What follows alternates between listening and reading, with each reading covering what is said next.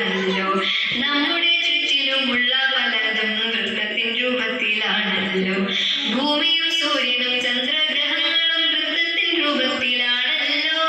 നമ്മുടെ വളയും മോതിരവും എല്ലാം വൃത്തത്തിൻ രൂപത്തിലാണല്ലോ. നമ്മുടെ വളയും മോതിരവും എല്ലാം വൃത്തത്തിൻ രൂപത്തിലാണല്ലോ.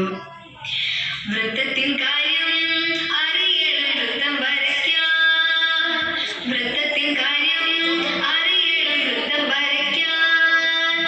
ആരമറിയണം അല്ലെങ്കിൽ വ്യാസമറിയണം. ആരമറിയണം അല്ലെങ്കിൽ വ്യാസമറിയണം. ആരവ്യാസത്തിൻ പകുതിയാണ് വ്യാസമാരത്തിൻ ഇരട്ടിയാണ്. ആരവ്യാസത്തിൻ പകുതിയാണ് വ്യാസമാരത്തിൻ ഇരട്ടിയാണ്. ആരവും വ്യാസവും അറിഞ്ഞാൽ പിന്നെ വൃത്തം വരയ്ക്കാൻ എളുപ്പമാകും. ആരവും വ്യാസവും